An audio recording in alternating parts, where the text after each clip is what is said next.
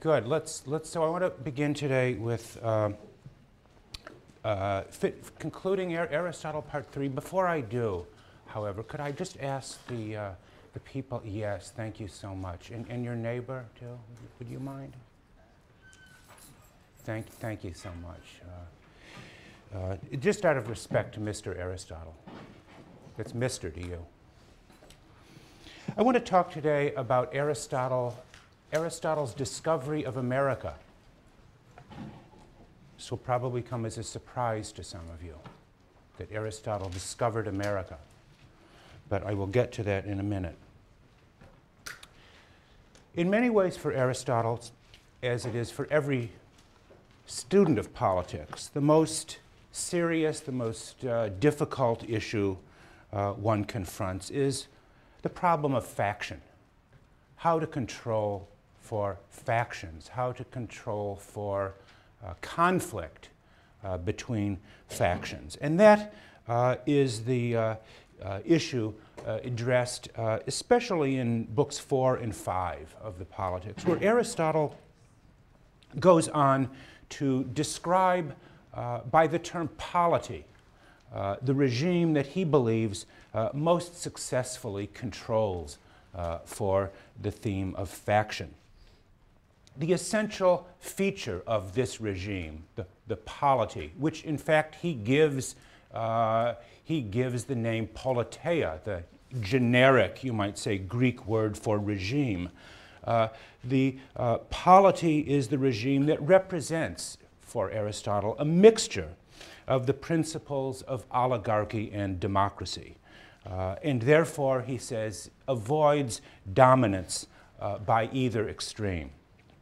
By combining elements, as it were, of the few and the many, polity is characterized by the dominance of the middle class, the middle group. And the middle class, he says, is able to achieve the confidence of both extreme parties, where at least it is sufficiently numerous to avoid the problems of class struggle and factional conflict. Where the middling element is great, Aristotle writes, factional conflicts and splits over the nature of regimes occur least of all.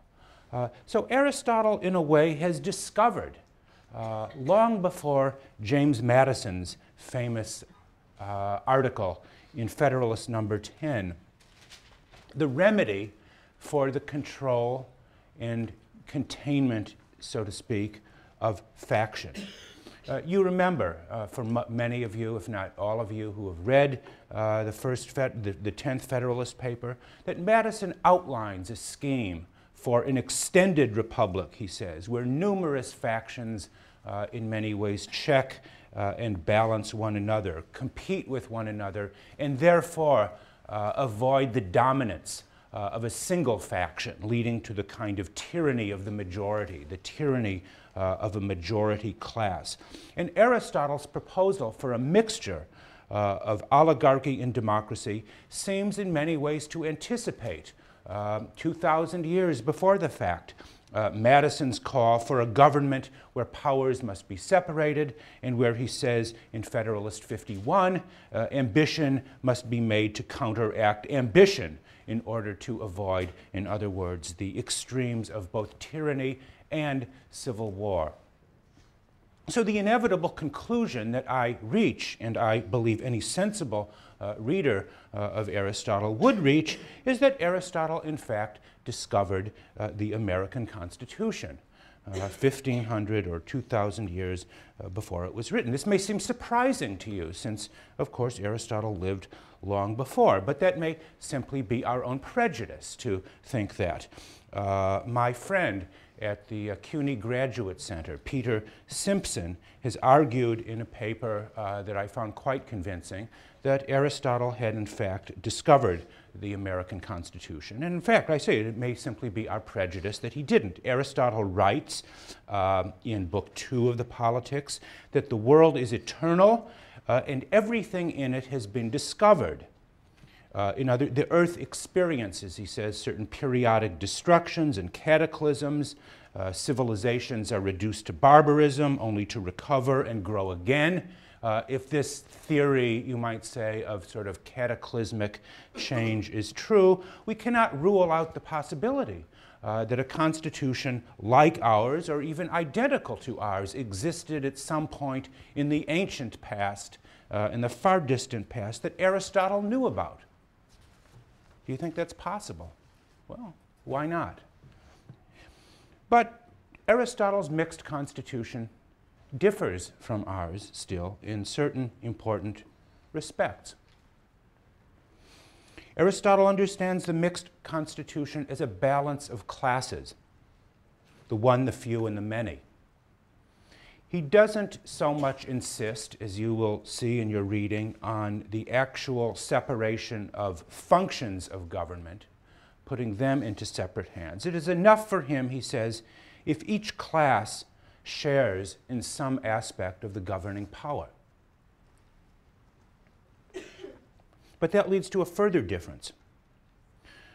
We tend to think of the separation of powers doctrine as necessary for the security and liberty of the individual, don't we? We usually think of individual freedom and security as the purpose of the separation of power. It is when political functions become concentrated into the hands of, again, the too few hands, that we risk arbitrary government and the endangerment to the liberty of the individual. But for Aristotle, it is not the liberty of the individual so much as the functioning or functional well-being of the city that is the highest priority. Individual freedom may be at best a desirable byproduct of the Aristotelian mixed regime, but individual freedom is not its defining or principal goal. And for anyone interested in this difference, I suggest you contrast or compare Aristotle's account of mixed government to Book 11 of Montesquieu's Spirit of the Laws, or to some of the Central Federalist Papers, to see the way in which Mr. Aristotle revised, in some ways, the wisdom of Madison. And you could compare them in some way that I think would be valuable. But not only did Aristotle understand the importance of the separation of powers doctrine and the kind of balance of factions as a way of controlling conflict and struggle, but he also understood the importance of property and private property and commerce for a flourishing republic. We didn't really pause to talk much about this, but in Book 2, you remember, he criticizes at considerable length Plato's Republic for the excessive unity it demands of its citizens, and Socrates' demands for common ownership of property, at least among the auxiliary class. But Aristotle claims that the city is not naturally one. That is to say, a certain diversity is necessary to make up a city. Where all property is held in common, it is more likely to suffer from common neglect than it is from common ownership. And he clearly understands in many ways the virtues of private property and of commerce. It is evident, he says, Aristotle writes, that as it becomes increasingly one, as it becomes increasingly unified, the city, it will no longer be a city. For the city is in its nature a multitude, and as it becomes more of a unity, it will be like a household instead of a polis, and a human being instead of a household. So there we see in Book 2 Aristotle offering his criticism of the claims for the sort of excessive unification of centralization, concentration of property. And yet, despite his awareness of the importance of commerce and the importance of property, the aim of the city, he tells us, is not wealth, is not the production of wealth.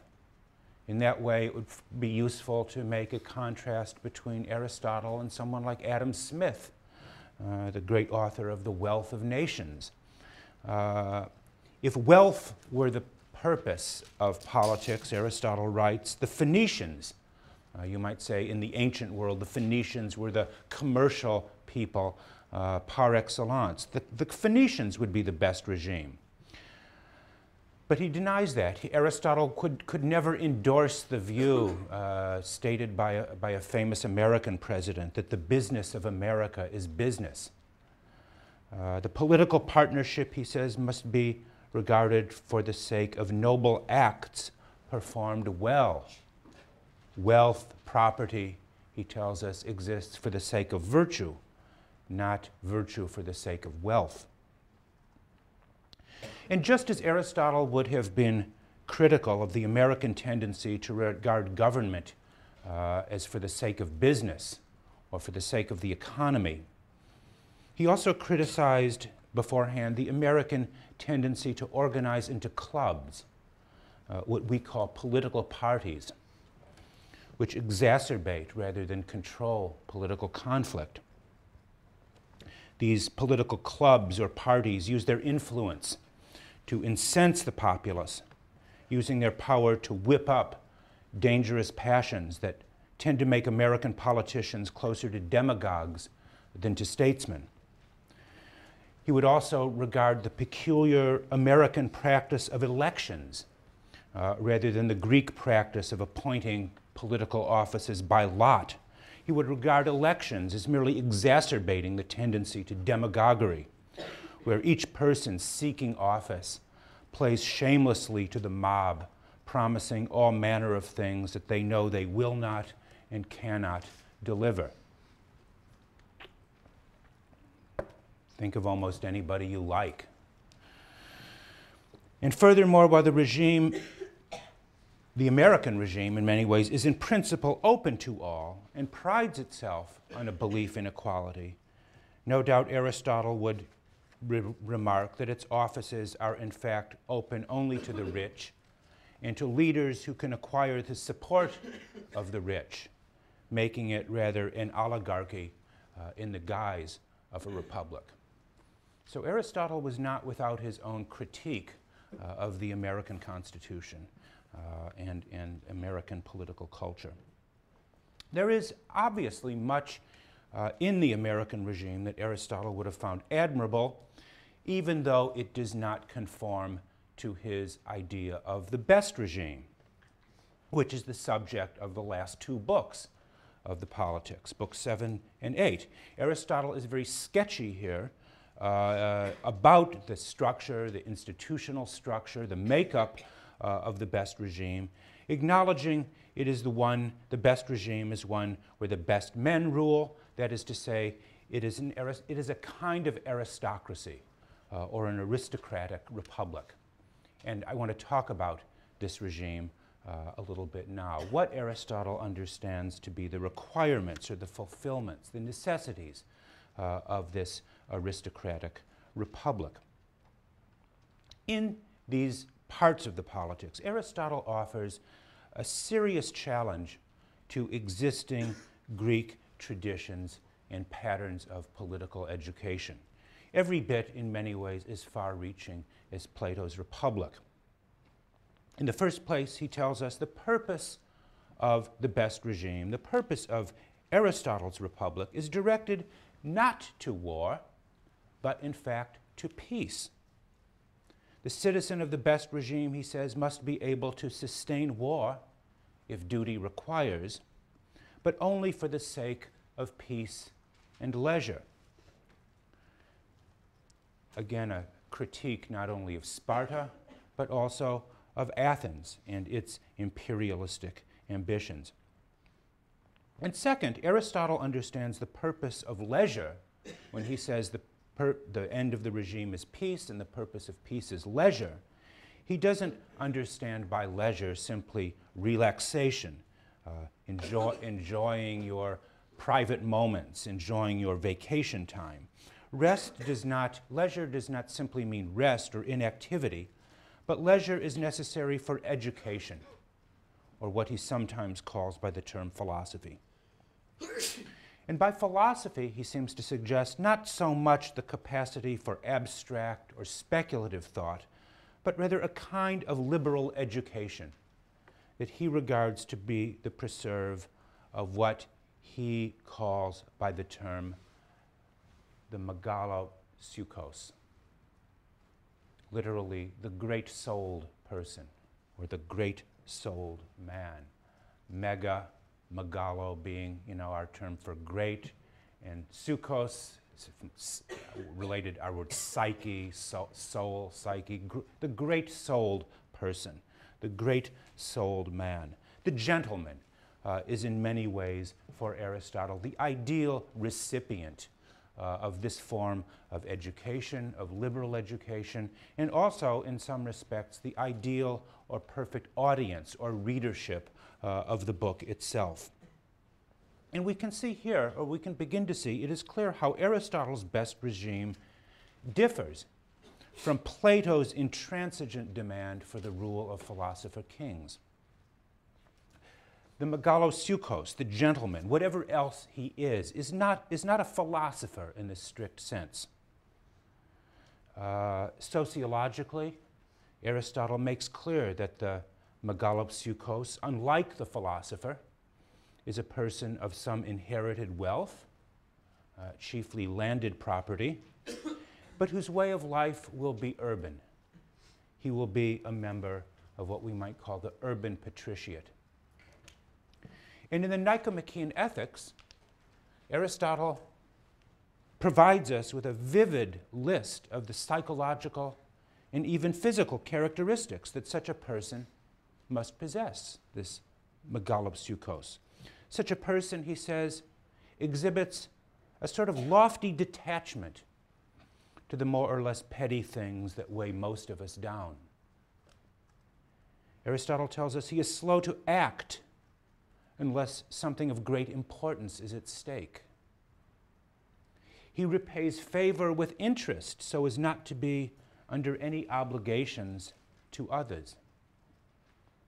The gentleman, he says, speaks his mind without fear or favor, somewhat like the New York Times, because to dissemble would be beneath him. He may occasionally hurt others, but this is not done out of deliberate cruelty. And in addition, Aristotle tells us such a person will possess beautiful but useless things, suggesting the possession not only of wealth, but of a kind of cultivated aesthetic sense. As if that weren't enough, Aristotle tells us that the megalopsychos walks slowly, because to hurry is undignified, is tall, and speaks with a deep voice.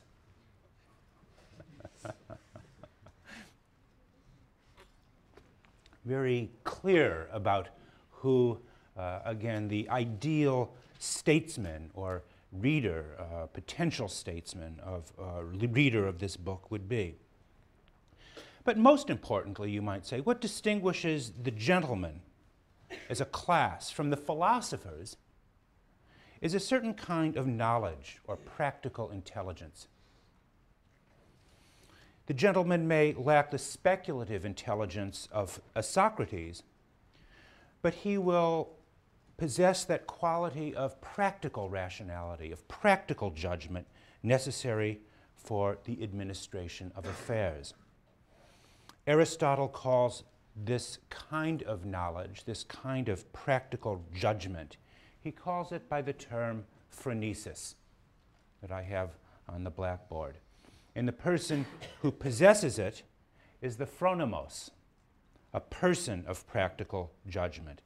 Again, a term that captures something of our meaning of common sense, practical wisdom, the capacity for judging, the capacity for judgment, which is not the same thing, obviously, as speculative or philosophic intelligence. The phronimos is the person who is able to grasp the fitting or the appropriate thing to do out of the complex arrangements that make up any situation.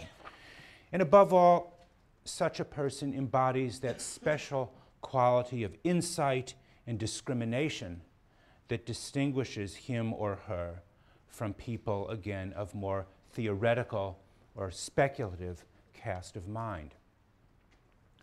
How is this quality of phronesis, of judgment, of practical wisdom, of horse sense, how is it acquired? Aristotle tells us that this kind of knowledge is appropriate, is the kind of knowledge most appropriate to politics. Again, it is neither, and he wants to be clear about this, it is neither the theoretic knowledge aimed simply at abstract truths, nor is it the productive knowledge, what he calls techne, the productive knowledge used in the manufacture of useful artifacts. What is it then? It is a knowledge of how to act where the purpose of action is acting well.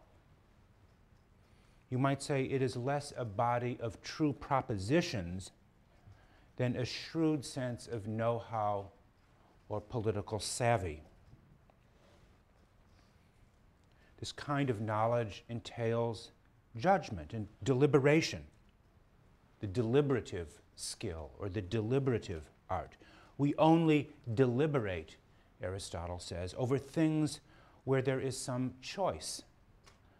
We deliberate with an eye to preservation or change, to making something better, or to preserve it from becoming worse. This kind of knowledge will be the art or craft of the statesman, concerned above all with what to do in a specific situation. It is the skill possessed by the greatest statesmen, you might say the fathers of the constitutions, as it were, who create the permanent framework in which allows later and lesser figures to handle change. This is the kind of political skill and wisdom, again, possessed of the founders of cities, the legislative founders of regimes. And Aristotle's Politics is a book about the kind of knowledge requisite for that kind of skill. This quality of practical judgment, phronesis, practical wisdom, was developed, I think, in a beautiful essay, without any explicit reference to Aristotle, by the English political philosopher Isaiah Berlin. Anyone here ever heard of Isaiah Berlin? Not one of you? Famous English philosopher, died a number of years ago in the late 90s.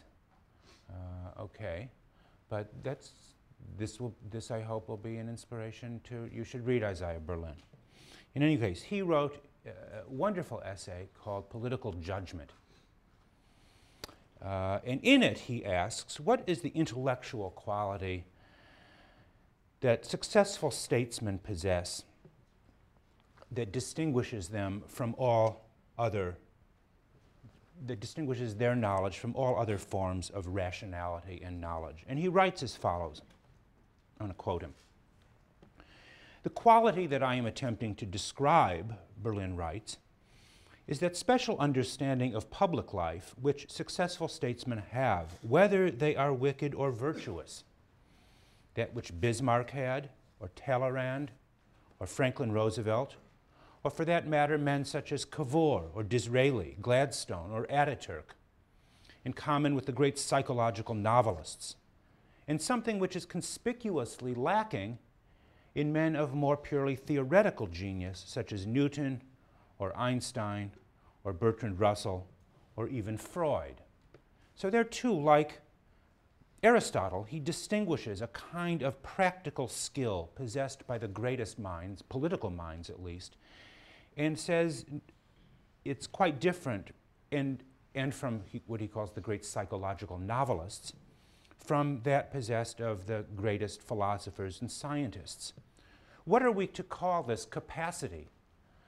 Berlin continues. And he writes again as follows. Practical reason.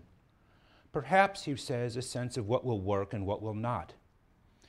It is a capacity for synthesis rather than analysis, for knowledge in the sense in which trainers know their animals, or parents their children, or conductors their orchestras, as opposed to that in which chemists know the contents of their test tubes or mathematicians know the rules their symbols obey. Those who lack, he says, this quality of practical wisdom, whatever other qualities they may possess, no matter how clever, learned, imaginative, kind, noble, attractive, gifted in other ways they may be, are correctly regarded as politically inept. So there Berlin tells us something about the character of this political knowledge that Aristotle describes as phronesis. But again, how is this knowledge acquired? Are we just born with it? Do some people just have it? Or is it a product of experience? Aristotle doesn't say, but I think the answer is clearly some of both.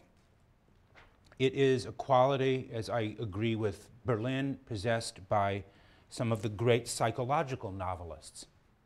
I mentioned the names of Tolstoy, Henry James, and perhaps the greatest of all, Jane Austen, if you want to know a novelist who employs this great skill of judgment, discrimination, and practical reason. But it is also a virtue of great statesmen, principally. Berlin mentions Bismarck, Disraeli, Franklin Roosevelt.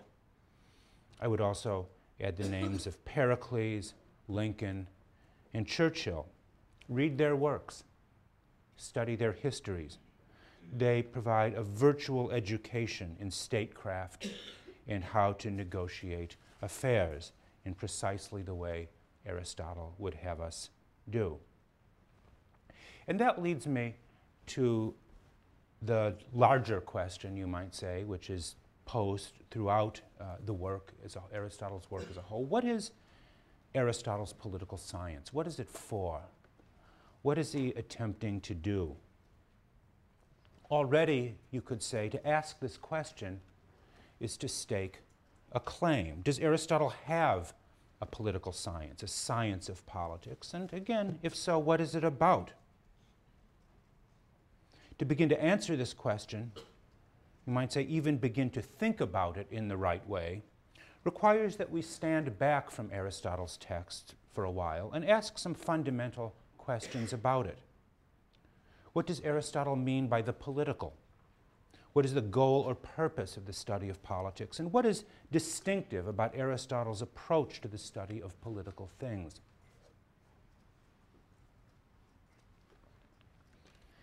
Today, the term political science stands for one among a number of different disciplines that we call collectively the social sciences. This not only includes political science, but economics, sociology, anthropology, psychology, among others. Each of these disciplines seeks to give us a handle on a distinctive set of human actions and interactions. Economics deals with the transactions involving the production and distribution of wealth. Sociology with transaction governing status and class. Anthropology with the domain of culture, and so on. What is it that political science studies, and what is its relation to the other disciplines? The core of political science, at least according to Aristotle, and to this degree I'm very much an Aristotelian, what distinguishes it from all other studies is the concept of the regime, of the politeia. The regime for him is not one branch of human activity among others. It is the fundamental principle or ordering principle that makes all the others even possible. This is why Aristotle does not regard the study of politics as one social science among others. It is rather what he calls the master science that determines the rank and place of all the others within the polity. His study of the regime, that is to say, the underlying constitutional principles that govern each order, is what distinguishes Aristotle from the other social sciences. So when you came into this class in the beginning of the semester, you may have thought you were just signing up for a class in political science. You did not know, perhaps, that you were coming in to study what he calls the master science, the science of sciences in some respects. It is that priority that Aristotle attributes to the regime that I think is what distinguishes his kind of political science from that of today. Today, you might say political scientists and social scientists are more modest in ascribing priority to any particular branch of knowledge, with, I should say, the possible exception of the economists, who often will believe that economic motives and transactions provide the key to all possible human behaviors. Who knows, maybe they're right, but Aristotle would deny it. For Aristotle, however, politics has a priority to all the others because, as he has argued, man is the political animal. To be a political animal means first to possess speech or reason that allows us to participate in a community or a way of life governed by shared standards of justice and injustice. Aristotle's political science presupposes, in other words, a certain conception of human beings as linguistic animals who are capable not only of living together, so do a range of other species, but rather sharing in the arrangements of rule. It is our logos, our reason, that makes a community possible, and also expresses or creates, you could say, a certain latitude or indeterminacy in how our behavior distinguishes us from other species. It is precisely, he believes, this latitude that makes political communities not only sites of agreement over shared standards, but also, as he says, sites of moral contestation over justice and injustice. Politics is about conflict and conflicts over justice. To be a political animal for him is to engage, or to be engaged in this ongoing conversation and debate over the very nature of justice. To refuse to participate in that conversation, to declare oneself an outsider to it, he says, is either to be below humanity or above it. To be human is to be part of that conversation.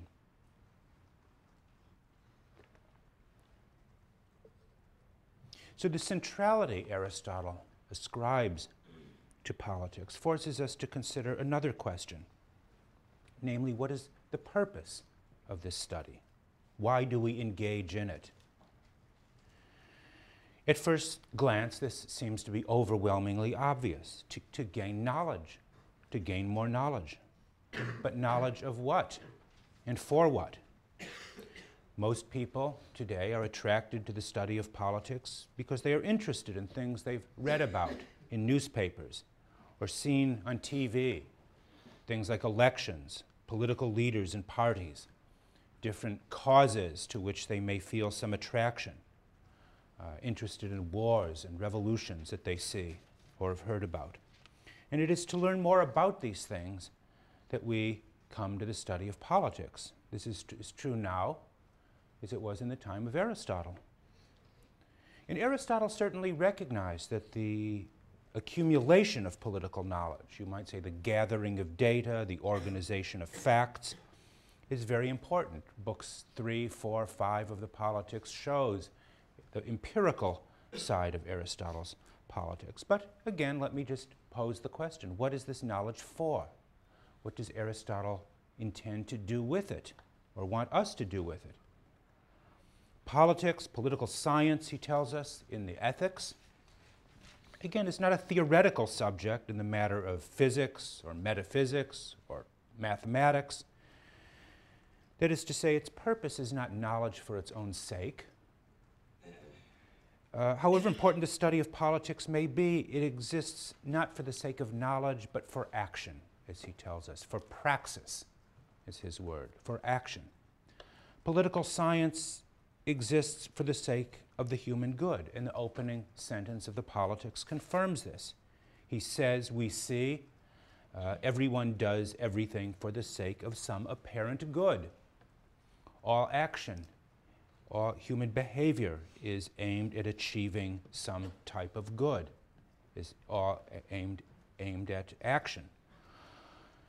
All political action aims at preservation or change. When we act, we seek to preserve or to change. All political action, you might say, is guided by the idea of better or worse. It implies a standard, or better and worse, and this implies some idea of the good by which we judge. So it follows, at least Aristotle believes so, that the study of politics is not, again, for the sake of knowledge for its own sake, but knowledge that serves the regime. It helps to make it better or prevent it from becoming worse. Its goal is not just to know more, but to know how. And this requires not only theoretic acumen, but political judgment and a kind of practical knowledge that Aristotle discusses at length. This quality of practical judgment and reflection is again somehow unique to the political art or the political skill, Aristotle tells us. It is the ability not only to keep the ship of state afloat, but allows the greatest statesman to guide the ship, to steer it safely to port. That is to say, the kind of knowledge needed by the statesman. And Aristotle's political science, then, is ultimately the supreme science of statecraft, a term that, again, we don't hear much about, statecraft or statesmanship. It's regarded, perhaps by today's political science, as too value-laden, too subjective to speak of statesmanship or statecraft. And this too, again, it's a word that carries distinctive and strong connotations. Who is a statesman? And what are the attributes of the statesman? I've spoken a little about the attributes that Aristotle believes are central to the megalopsychos, the greatest of the statesmen. This will be quite different, for example, from the qualities we will see beginning on Friday and next week that Machiavelli and later Hobbes or Locke believe are necessary for the great founders or statesmen. Plato and Aristotle give their own visions. The philosopher king, the great-souled man, or megalopsychos. But the statesman, again, is the founder, to the highest degree, is the founder of regimes, laws, and institutions. They provide the constitutional framework within which we later figures operate. So if Aristotle's political science is an education for statesmanship, you might say, what are its methods? What are its distinctive methods? How do we educate a statesman? How do we educate potential statesmen?